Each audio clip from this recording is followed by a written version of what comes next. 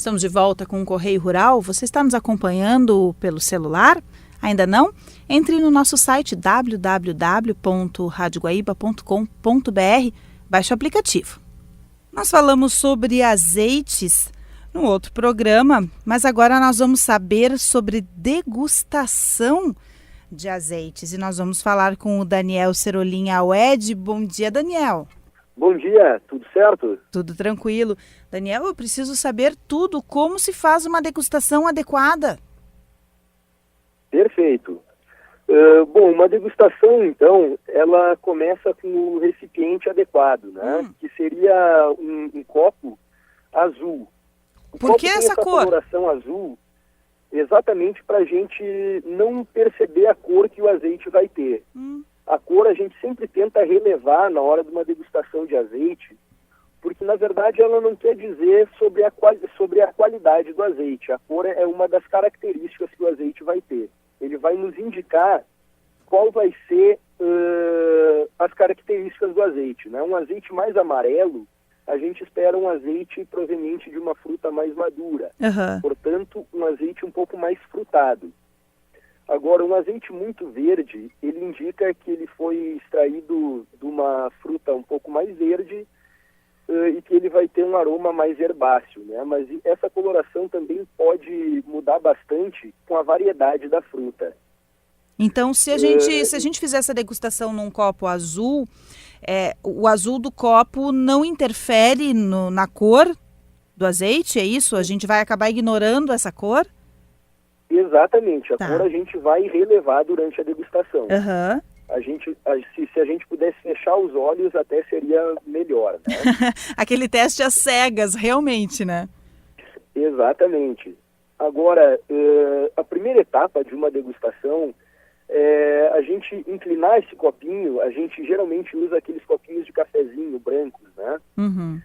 Então, a primeira etapa é a gente inclinar esse copo em torno de 45 graus e fazer ele girar. Ao fazer ele girar, a gente vai observar qual é a fluidez que esse azeite vai ter. Um azeite que seja muito ralo, que tenha uma fluidez muito alta, ele às vezes pode indicar alguma mistura do azeite, né? Enquanto um azeite muito viscoso pode nos indicar que esse azeite seja muito antigo, já seja um azeite oxidado, né?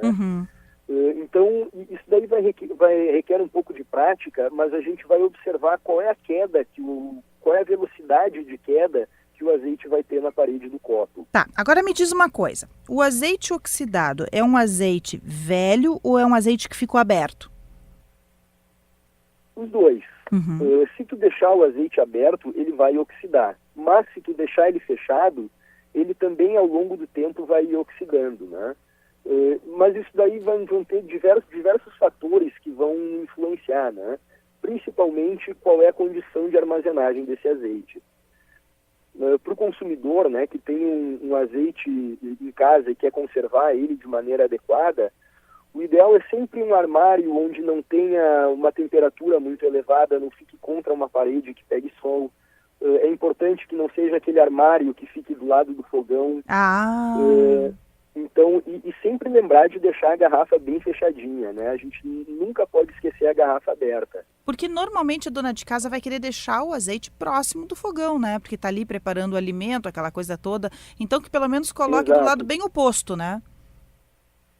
Como? Que pelo menos coloque do lado bem oposto. Se o armário está próximo, que coloque lá para o outro lado, né? Não coloque na prateleira mais próxima. Perfeito. Quanto mais longe da fonte de calor, melhor, né? Então, seguindo na degustação, né? Depois desse teste visual que a gente vai fazer, a gente tem que abraçar o copo com uma mão e com a outra a gente tampa a boca do copo. Então a gente vai ficar com aquele copinho preso entre as mãos, né? Isso é muito importante porque a gente vai estar dando uma leve aquecida nesse azeite. A temperatura ideal para degustação é de em torno de 28 graus. É nessa temperatura que os polifenóis contidos no azeite vão começar a ser liberados, né? Então aí que a gente vai ter o máximo de aroma no azeite. Mas esse Então, aquecimento... a gente tira essa mão do azeite e rapidamente leva o copinho ao nariz para poder sentir o aroma que esse azeite vai ter. Mas esse aquecimento tem que ser feito com a mão, né, Daniel? Não dá para aquecer no fogo, por exemplo. Não, ele é feito com a mão e numa degustação profissional a gente tem estufas, né? Que deixam o azeite a 28 graus. Entendi. Agora, quanto ao aquecimento do azeite no fogão, na verdade o azeite de oliva extra virgem é a gordura que mais resiste à temperatura, né? Então quando a gente for fritar ou saltear alimentos, a gordura mais adequada seria realmente o azeite de oliva extra virgem. Ah, é? Porque o azeite de oliva extra virgem ele tem um ponto de fumaça, que é quando o azeite começa a queimar, né? Começa a soltar aquela fumaça, a em torno de 220 graus. Tá. Enquanto o óleo de soja começa a soltar essa fumaça a em torno de 180 graus. Então, o grande diferencial é que quando ele entra no ponto de fumaça é quando o óleo começa a formar radicais livres. Então, a grande virtude do azeite extra virgem na fritura é que ele vai demorar mais até começar a formar esses radicais livres. Ah, então eu até tô acertando em casa. Eu tenho usado o azeite de oliva sempre em casa. Como? Eu tô acertando, eu tô usando azeite de oliva em casa. Exatamente, exatamente.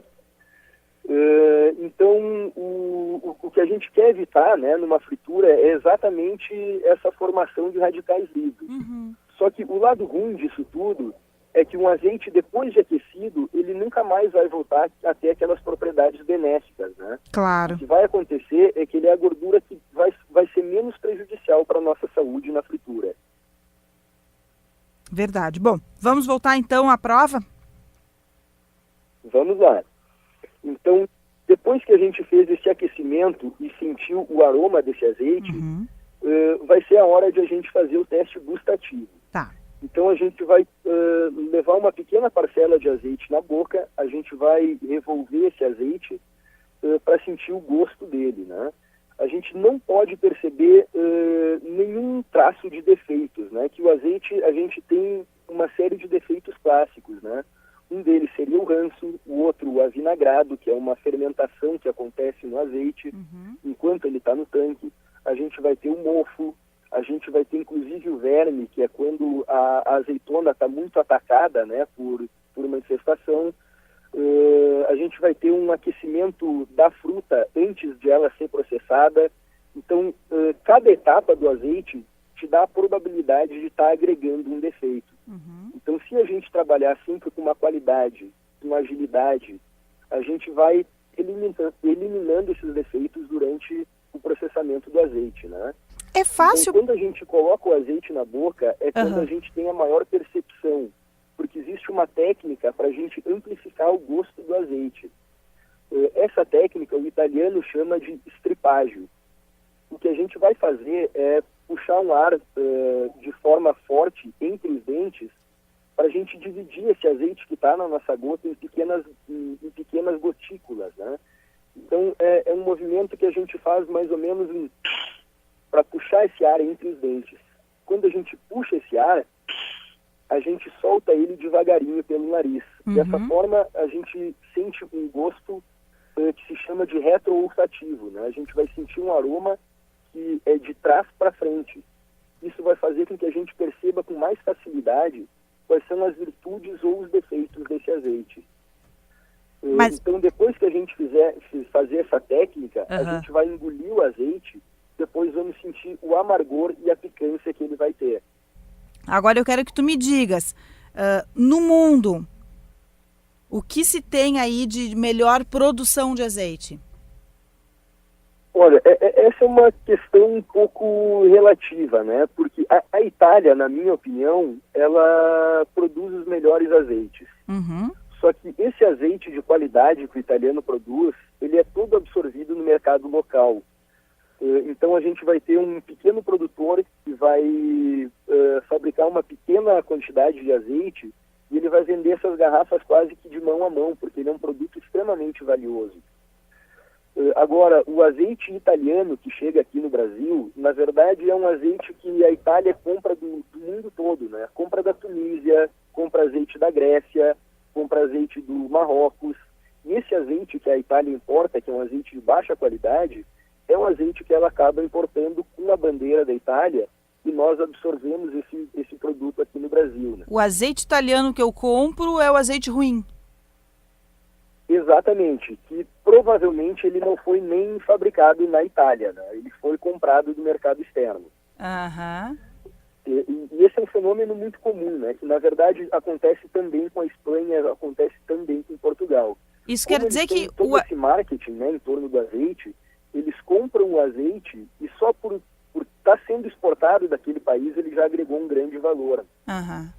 Isso quer dizer que é um engodo. A gente compra com a assinatura de que é italiano, mas a gente está comprando azeite de qualquer canto do mundo sem saber a procedência. Isso, na maior parte das vezes, né? Agora, tem azeites que a gente encontra aqui que realmente são produzidos e envasados na Itália. Uhum. Só que o que a gente tem que prestar atenção não é na data de validade do azeite, né? Se possível, a gente tem que sempre observar a data da safra daquele azeite. Tá. Porque um bom azeite, ele sempre deve ser consumido jovem. Com o passar do tempo, o azeite só vai deteriorando, né? Ele Entendi. é diferente do vinho, no sentido que ele não melhora com o passar do tempo, né? Boa dica. Boa dica. E tem uma diferença grande também, né, desse azeite produzido com cuidado e desse azeite em larga escala. Porque esse azeite produzido em larga escala, ele é um sistema de cooperativa que é o padrão espanhol de se trabalhar com azeite, né?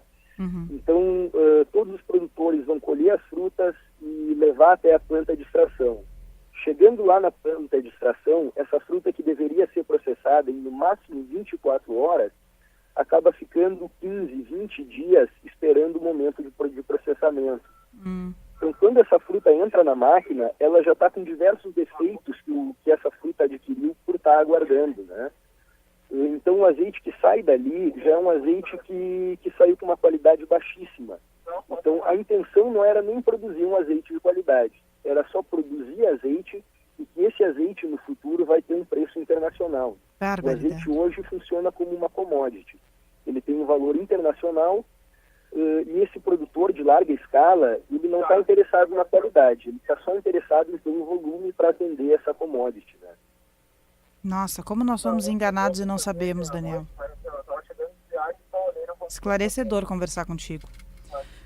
Daniel Serolin Aued, engenheiro civil, especialista em degustação de azeite, com curso na Itália. Muito obrigada por nos ensinar mais sobre azeite de oliva.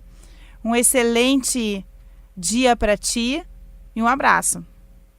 Perfeito, muito obrigado. Eu agradeço a oportunidade que vocês nos passaram.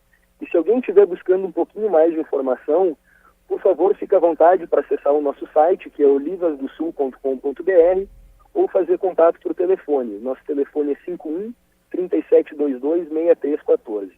Um bom dia a todos e uma ótima semana. Um intervalinho agora no Correio Rural, em seguida eu volto.